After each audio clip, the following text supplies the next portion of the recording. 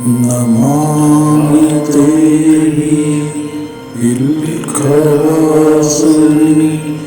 नमामि देवी नमोस्तुते।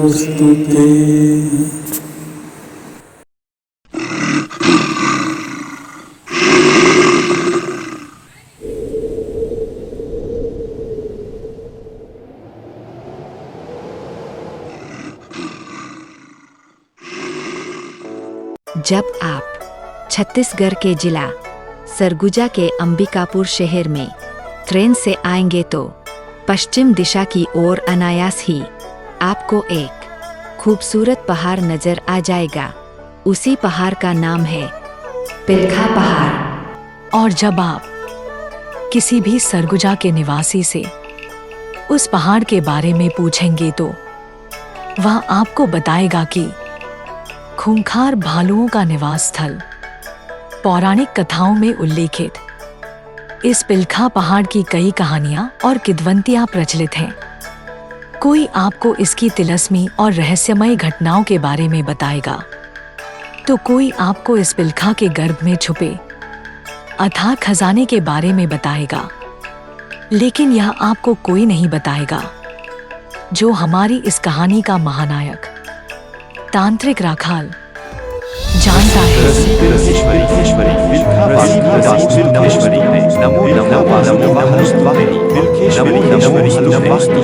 बिल्खेश्वरी नमोस्तुते।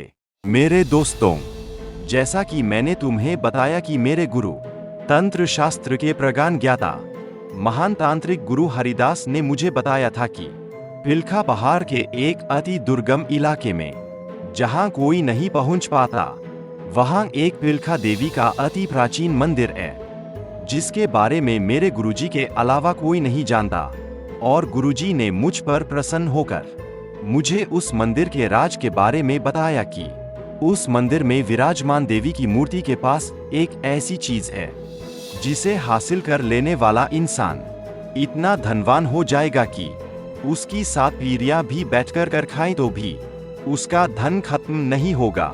और हमारा मकसद है उस बेशकीमती चीज को हासिल करना, और उस बेशकीमती चीज का नाम है हनुमान छाप सिक्का। हनुमान छाप सिक्का। फिर वह चारों साथी मिशन पिलखा के लिए निकल पड़े। तांत्रिक राखाल उन्हें आगे की प्लानिंग बताते जा रहा था। हम नहीं जानते कि सच क्या है और झूठ क्या है, पर जानने वाले लोगों के बीच में यह अटकलें आम है कि अंग्रेज सरकार के समय एक विशिष्ट धातु से बना कुछ संख्या में हनुमान छाप नामक सिक्का प्रचलन में लाया गया था, जिसका निर्माण बाद में रोक दिया गया। लोग बताते हैं कि उस दुर्लभ हनुमान छाप सिक्के में अद्भुत पराशक्ति है, जिसे सिद्ध कर लेने से इस सिक्के के धारक को अतुल्य धन ऐश्वर्य की प्राप्ति होती है। यह अति दुर्लभता से मिलता है और इससे पाने के लिए लोग अपने प्राणों की बाजी भी लगा देते हैं। आज उसी सिक्के को हासिल करने के मिशन पिलखा के लिए तांत्रिक राखाल ने 3 महत्वाकांक्षी साथियों को चुना है, जो इस मिशन में उसका साथ देकर दुर्लभ हनुमान छाप सिक्का हासिल करने में उसकी मदद करेंगे। काफी लंबे और थका देने वाले दुर्गम पहाड़ियों के सफर ने उन सभी को पस्त कर दिया। तभी उन्हें दूर पहाड़ पर एक मंदिर की झलक दिखाई दी, जिसे देखकर उनके थकी हारी चेहरे पर सफलता की उम्मीद झलकने लगी। तांत्रिक ने खुश होकर कहा, वो देखो, हमारे तकदीर का खजाना। अब हमें मालामाल होने से कोई नहीं रोक सकता साथियों। आओ, अब हम उस खजाने रूपी हनुमान छाप सिक्के को हासिल करके अपनी गरीबी खत्म करें। आओ, बढ़े चलो। और उत्साहित होकर चारों साथी मंदिर की तरफ बढ़ने लगे। उनके थके हारे पैरों में उम्मीद से जान आ गई। मंदिर के प्रांगण में पहुंचते ही उनके आंखों में सुनहरे भविष्य के सपने सजने लगे। सुकून भरी जगह देखकर तनिक विश्राम की मंशा से वे वहीं बैठ गए, पर दिल और दिमाग के घोरे हवा में कुलाचे भर रहे थे। हर किसी के मन में एक ही उमंग थी कि अब हमारे गरीबी के बुरे दिन न रहेंगे। और उनके मंदिर में कदम रखते ही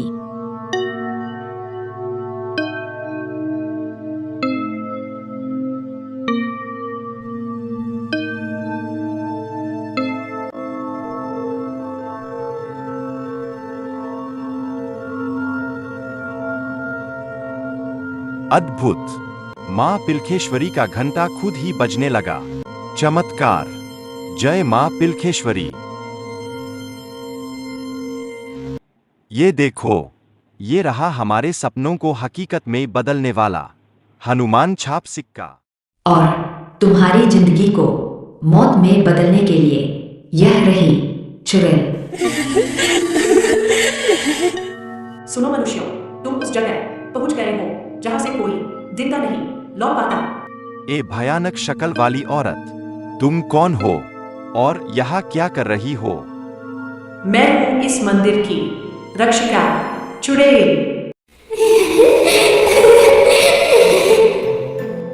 तुम लोग घबराना मत मेरे साथियों। मुझे मेरे गुरु ने इसके बारे में कुछ नहीं बताया था, हालांकि मैं इससे निपट लूंगा। लेकिन तांत्रिक राखाल के चेहरे पर घबराहट साफ झलक रही थी। आ मुझसे निपट ले, आ न तांत्रिक मुझसे निपट ले। अरे तू क्या निपटेगा, इससे पहले मैं तुझे निपटा देती हूँ। और देखते ही देखते तांत्रिक आग की लपटों से घिर गया और उसकी जीवन लीला समाप्त हो गई। उसके साथी घबराकर खौफ में पड़ गए। एक एक करके सब मारे जाओगे। ए युवक, अब तेरी बारी है। और देखते ही देखते रोहित भी आग की लपटों में घिर गया और उसकी भी जीवन लीला समाप्त हो गई। दोनों लड़कियों का डर के मारे बुरा हाल था। और फिर चुड़ैल ने आयशा की तरफ इशारा करते हुए कहा, तुझे ये हनुमान छाप सिक्का चाहिए न लड़की? आ ले ले, आ जा तुझे ये सिक्का स्वर्ग में प्राप्त होगा। और देखते ही देखते आयशा भी आग की लपटों में फंसकर इस दुनिया से रुखसत हो गई। और अंत में चुड़ैल ने मासूम स्वरा को भी नहीं छोड़ा। स्वरा नेटवर्क मार्केटिंग में काम करती थी, जिसमें उसे 2 जून की रोटी के कमाई के लिए भी बहुत संघर्ष करना पड़ता था। उसका दुनिया में बुजुर्ग लाचार पिता के सिवा कोई नहीं था। ये उसका अपाहिज और लाचार पिता भी खुद स्वरा के ऊपर आश्रित था। वह अपने पिता के साथ किराए के खोली में रहती थी। इसी संघर्षपूर्ण जीवन के कारण वह रातों रात करोड़ों रुपए हासिल करने के सपने देखा करती थी। इसीलिए जब तांत्रिक राखाल ने धनपति बनने के सब्जबाग दिखाए तो वह सहर्ष इस मिशन में उसके साथ होली थी। आज मौत के मुंह में समाती स्वरा के मस्तिष्क में सिर्फ एक सवाल था, जो उसकी पथराती आंखों से भी स्पष्ट झलक रहा था कि अब उसके बुजुर्ग अपाहिज पिता की देखभाल कौन करेगा। और यही सोचते हुए स्वरा मौत के मुंह में समा गई।